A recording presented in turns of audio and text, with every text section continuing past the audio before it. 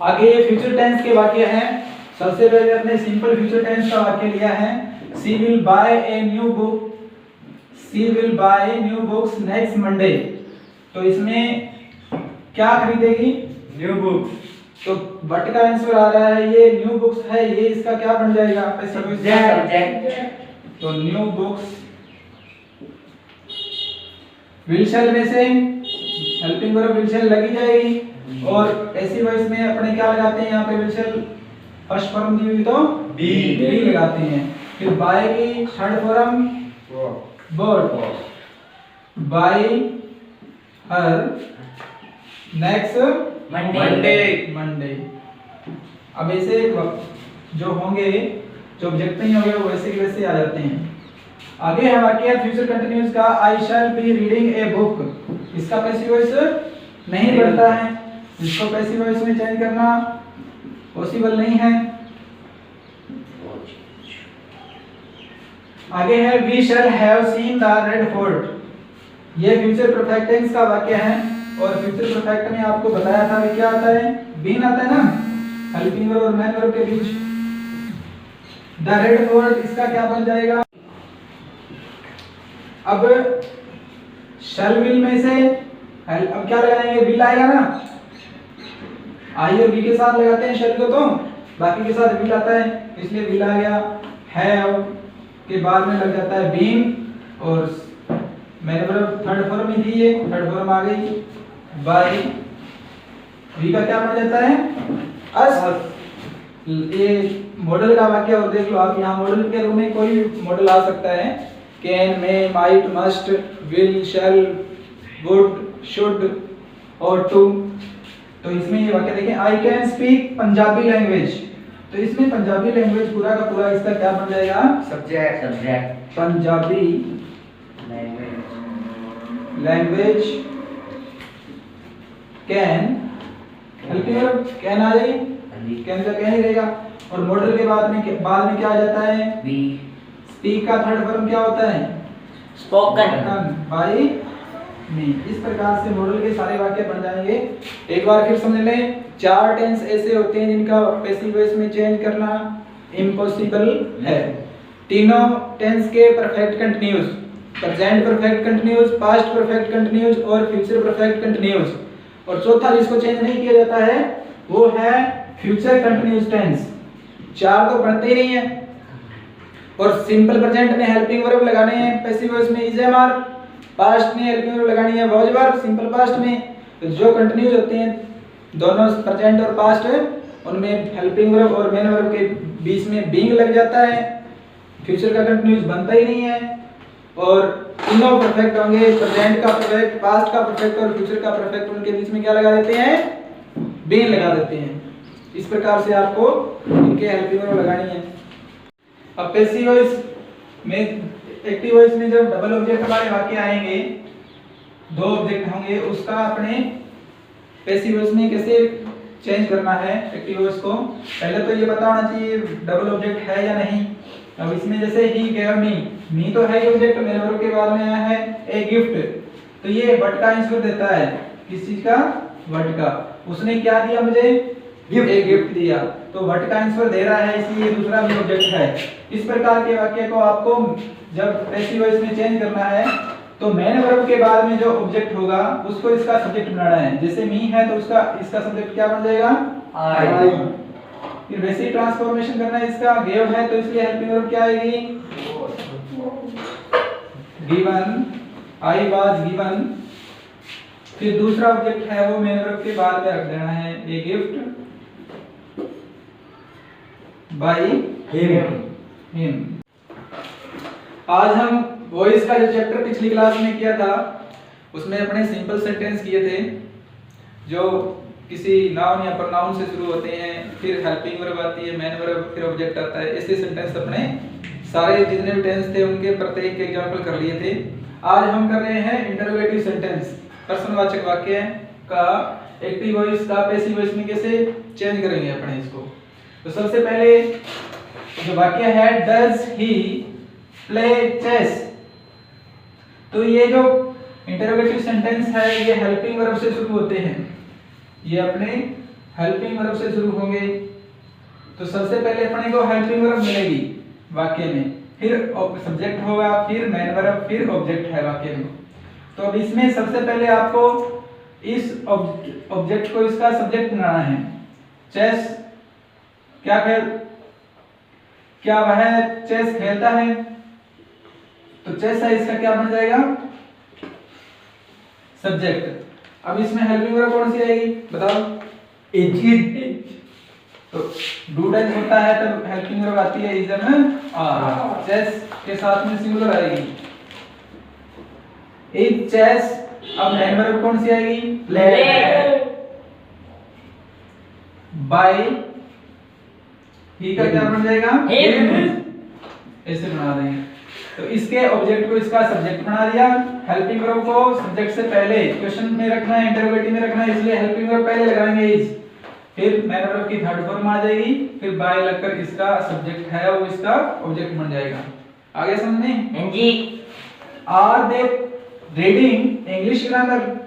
अब इसमें helping verb से, ये भी हेल्पिंग वर्ब से शुरू है, प्रश्नवाचक वाक्य है।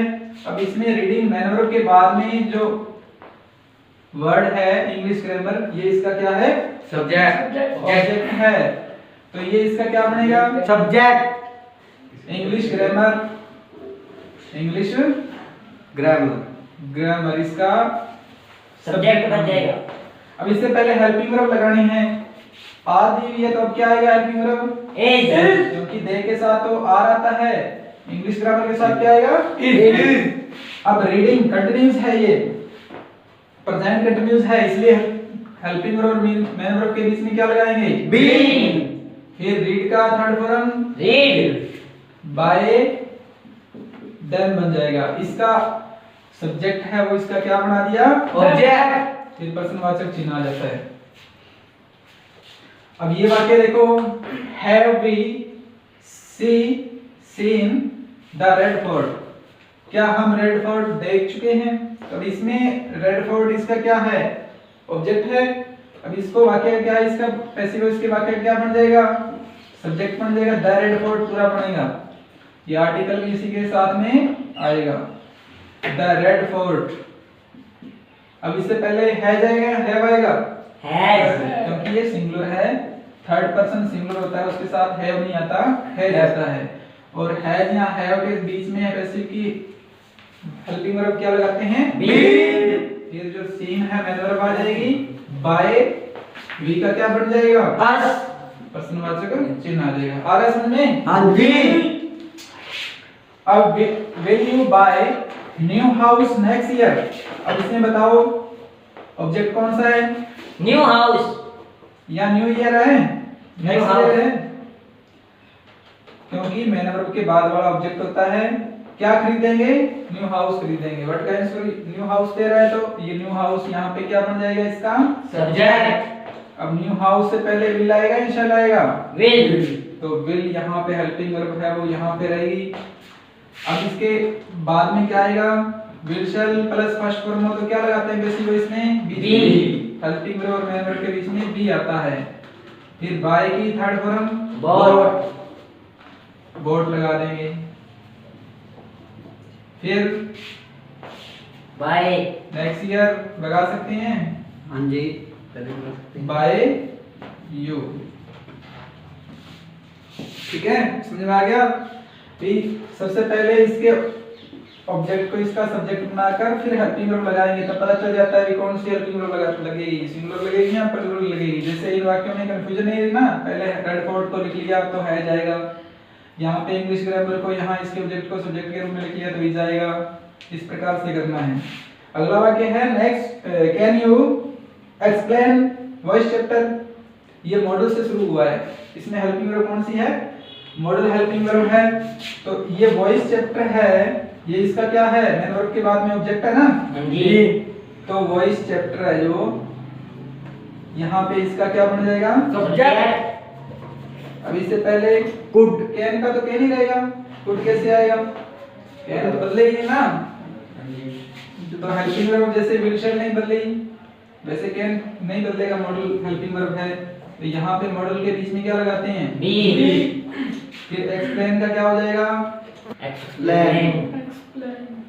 explained by you। इस प्रकार से इंटरोगेटिव सेंटेंस को पैसिव वॉइस में ट्रांसफॉर्मेशन करना है इसका। आगे समझ में? आगे अपने जो इंटरोगेटिव सेंटेंस में करने जा रहे हैं वो WH वर्ड से शुरू होने वाले प्रश्नवाचक वाक्य है। सारे के सारे किससे शुरू हो रहे हैं? WH वर्ड से शुरू हो रहे हैं।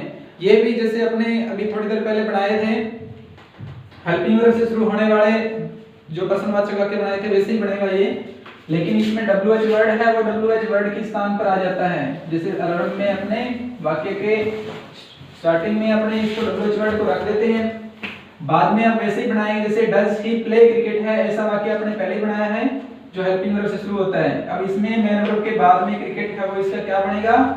सब्जेक्ट बनेगा। क्रिकेट इसका सब्जेक्ट बन गया। अब क्रिकेट से पहले हेल्पिंग वर्ब लगानी है आपको। प्रश्नवाचक वाक्य है, सब्जेक्ट से पहले हेल्पिंग वर्ब लगती है। डज प्लस फर्स्ट फॉर्म है तो क्या लगेगा? हेल्पिंग वर्ब इज लगेगा, सिंगुलर है। अब इसके बाद में मेन वर्ब आ जाएगी, प्लेड बाय हिम आ जाएगा। ही का हिम लिखना है, ऑब्जेक्टिव फॉर्म लिखना है। आगे समझ में आसानी है ना? WH वर्ड को WH वर्ड की क्या रख देते हैं। अब ये हु आया है तो इसको क्या रखते हैं? पैसिव वॉइस में बताया था आपको, बाय होम से शुरू करेंगे। जब वाक्य हु से स्टार्ट हो रहा है तो उसको बाय होम से स्टार्ट करना है। बाकी में कोई प्रॉब्लम नहीं है, WH वर्ड वैसे के वैसे आ जाएंगे, लेकिन हु हो तो बाय होम में। अब आगे इसमें हु से जब प्रश्नवाचक वाक्य शुरू होता है तो उसमें हेल्पिंग वर्ब नहीं होती है। जब वाक्य हेल्पिंग वर्ब नहीं होगी वो कौन सा WH वर्ड वाला वाक्य? हु होगा, जिसमें हेल्पिंग वर्ब नहीं दी होती। अब ये मेन वर्ब की कौन सी फॉर्म है? सेकंड फॉर्म है। अब जो सेकंड फॉर्म होती है तो हेल्पिंग वर्ब कौन सी आती है? वाज। अब दिस ब्यूटीफुल कप इसका क्या है? ऑब्जेक्ट है ना, तो ये क्या बन जाएगा? सब्जेक्ट। दिस ब्यूटीफुल कप इसका क्या बन जाएगा? सब्जेक्ट, पूरा का पूरा। अब हेल्पिंग वर्ब लग गई, मेन वर्ब कौन सी आएगी? ब्रोकन। थर्ड फॉर्म आएगी ना ब्रोक की। ब्रेक, ब्रोक, ब्रोकन होती है ना, थर्ड फॉर्म लगा दी। अब इसमें सब्जेक्ट नहीं है ना? सब्जेक्ट तो नहीं है, तब इसमें ऑब्जेक्ट भी नहीं आएगा। अब WH वर्ड वाले होते हैं उसमें कई वाक्य ऐसे होते हैं जिसमें ऑब्जेक्ट नहीं होता, तो उसमें भी इसमें फिर ऑब्जेक्ट नहीं होगा तो इधर सब्जेक्ट नहीं आएगा, इधर सब्जेक्ट नहीं है तो इधर ऑब्जेक्ट नहीं आएगा। ठीक है? What are you doing here, तो व्हाट से शुरू करना है वाक्य को। अब बाकी जो बच गया पर्सन हेल्पिंग वर्ब से लेकर वाक्य, इसमें ऑब्जेक्ट नहीं है। देखो are you doing, main verb के बाद में ऑब्जेक्ट नहीं है ना, हियर तो एडवर्ब है, तो इधर सब्जेक्ट भी नहीं आएगा। Are being done, helping verb आ गई, डूइंग है इसलिए क्या लगेगा? बीइंग। अब आर के बाद में सब्जेक्ट तो है नहीं इसलिए सब्जेक्ट नहीं लगाएंगे, इधर ऑब्जेक्ट नहीं है। Here, done here bye you, फिर प्रश्नवाचक चिन्ह आ जाता है। Why have you stolen this book? अब इसमें तो मेन वर्ब के बाद में दिया हुआ है, क्या चुराया? क्या चुरा चुके हो तुम? बुक। दिस बुक है तो ये आ जाएगा by WH वर्ड की जगह। दिस बुक से पहले हैज आएगा, हैव नहीं आएगा। अब दिस बुक आ जाएगा। अब दिस बुक से पहले अपने इसका सब्जेक्ट बना दिया इसको, तो हैज आएगा, हैव नहीं आएगा, क्योंकि यह तो एक बुक की बात कर रहा है तो सिंगुलर, थर्ड पर्सन सिंगुलर के साथ हैज लगता है। अब मेन वर्ब कौन सी आएगी? थर्ड। मेन वर्ब से पहले बीन लगाना है। हैज प्लस थर्ड फॉर्म हो तो बीच में पैसिव वॉइस में क्या लगता है? हेल्पिंग वर्ब मेन वर्ब के बीच में बीन। स्टोलन बाय यू, ऐसे बना लेंगे। Where did he visit in summer vacation? अब ये गर्मी की छुट्टियों में कहाँ विजिट किया? तो WH वर्ड वेयर है तो उसको तो लगा दीजिए वेयर की जगह। अब डिड प्लस फर्स्ट फॉर्म है, इसमें ऑब्जेक्ट नहीं है तो इधर सब्जेक्ट भी नहीं आएगा, तो लेकिन डिड की जगह अपने क्या लगानी पड़ेगी? Helping verb was. Where was visited by him in summer vacation. Summer vacation. Summer vacation में उसको द्वारा कहाँ विजिट किया गया? अब इसको ऐसे बना दिया है, कहाँ विजिट किया? वेयर कितना वेयर आ गया? डिड प्लस फर्स्ट फॉर्म है, इसलिए वाज प्लस थर्ड फॉर्म आएगी। Was plus third form, was को लगा दिया, विजिटेड को लगा दिया। यहाँ ऑब्जेक्ट नहीं है, इधर सब्जेक्ट नहीं लगाया। बाय हिम, ही का सब्जेक्ट का ऑब्जेक्ट की हिम बना दिया, इन समर वेकेशन आ गया। ऐसे बनेंगे डब्ल्यूएच वर्ड से शुरू होने वाला वाक्य है। ठीक है, अब इसमें अपने इंपेरेटिव सेंटेंस करेंगे पैसिव वॉइस में। एक्टिव वॉइस के वाक्य होंगे वो उसकी पहचान होगी, वो मैन वर्ब की फर्स्ट फॉर्म से शुरू होंगे। जो मैन वर्ब होती है first form, second form, third form, ये फर्स्ट फॉर्म से शुरू होंगे। जैसे ये वाक्य है ओपन द विंडो, तो ओपन है ये मैन वर्ब की फर्स्ट फॉर्म है, इसमें सब्जेक्ट नहीं होगा, सिर्फ मैन वर्ब और ऑब्जेक्ट होगा। अब इसके पैसिव वॉइस में कैसे ट्रांसफॉर्मेशन करना है इसका? अब इस प्रकार के मैन वर्ब की फर्स्ट फॉर्म से शुरू होने वाला वाक्य है, तो पैसिव वॉइस का वाक्य अपने लेट से शुरू करना है, लेट लगा देना है। फिर इसका ऑब्जेक्ट है, इसका क्या बन जाएगा? सब्जेक्ट बन जाएगा। द विंडो है, इसका सब्जेक्ट बना देना है। फिर हेल्पिंग वर्ब बी लगानी है, इसमें सब्जेक्ट लगाकर हेल्पिंग वर्ब बी लग जाएगी, और मैन वर्ब ओपन है वो क्या बन जाएगी? Third form open. अगला सेंटेंस देखें, do your work at once. अब डू है जो मैन वर्ब है, इसके बाद वाला योर वर्क है वो क्या है? ऑब्जेक्ट है इसका। अब इस ऑब्जेक्ट को इसका सब्जेक्ट बनाएंगे लेट लगाकर। Let your work helping verb क्या लगती है? बी। डू का क्या बन जाएगा? डन। और एट वंस। इस प्रकार से बनता है, लेट से शुरू करना है। जैसे ये अगला वाक्य और देखो, टेक मेडिसिन। मेडिसिन है वो क्या है? इसका ऑब्जेक्ट है, ये लेट से शुरू करना है। Let medicine be taken regularly. ऐसे ही लेट से शुरू करके वाक्य को, फिर इसका ऑब्जेक्ट होगा उसको सब्जेक्ट बना लेना है। हेल्पिंग वर्ब है जो बी लगानी है, फिर मेन वर्ब आ जाएगी, फिर जो एडवर्ब है या कोई और पार्ट है वाक्य का वो आ जाता है। ठीक है, समझ में आ गया इंपेरेटिव सेंटेंस। आगे जो इंपेरेटिव सेंटेंस है वो प्लीज या काइंडली से शुरू होने वाला इंपेरेटिव सेंटेंस है। ये थोड़ा अलग तरीके से बनता है। जब वाक्य प्लीज या काइंडली लगा हुआ होगा आगे, फिर ये फर्स्ट फॉर्म से शुरू होगा। आगे प्लीज या काइंडली के बाद में फर्स्ट फॉर्म से शुरू होगा वो इंपेरेटिव सेंटेंस, मैन वर्ब भी फर्स्ट फॉर्म से शुरू है। ये आपको यू आर रिक्वेस्टेड से शुरू करना है। यू आर रिक्वेस्टेड से वाक्य को शुरू करना है। फिर टू लगाकर वाक्य आगे का वाक्य प्लीज काइंडली को छोड़कर हटाकर बाकी सेंटेंस वैसे के वैसे लिख देते हैं। जैसे please give me your pen. अब ये वाक्य है, प्लीज या काइंडली हट जाता है, यू आर रिक्वेस्टेड से वाक्य को क्या करना है? शुरू करना है। यू आर रिक्वेस्टेड आ गया। अब टू लगाओ और प्लीज या काइंडली को ड्रॉप करके बाकी सेंटेंस लिख दो, गिव मी योर पेन। आगे वाक्य है, इसी में प्लीज काइंडली को छोड़ दो, यू आर रिक्वेस्टेड लगाओ, यू आर रिक्वेस्टेड, फिर टू लगा के you are requested to take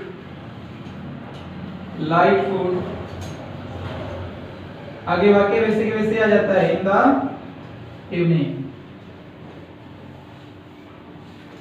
आगे जो वाक्य है ये भी इंपेरेटिव सेंटेंस है, लेकिन ये डू नॉट से शुरू हो रहा है, डोंट टच माय मोबाइल।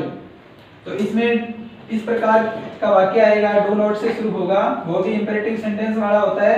ये भी आपको यू आर रिक्वेस्टेड से शुरू करना है, यू आर रिक्वेस्टेड, और इसमें डू नॉट है वो हट जाता है, लेकिन टू से पहले नोट लगाना है, नोट टू फिर टच माय मोबाइल। इस प्रकार बनाना है, डू नॉट से शुरू होगा जो, डू नॉट हटा देना है, you are requested not to आ जाएगा। ऊपर वाले में नोट नहीं आएगा क्योंकि उसमें डू नॉट से शुरू नहीं है, नेगेटिव आंसर दे रहा है, ये नेगेटिव रिस्पांस दे रहा है, इसलिए नोट अपने टू से पहले लगाना है। बाकी सेंटेंस वैसे के वैसे आ जाता है, आगे समझ में?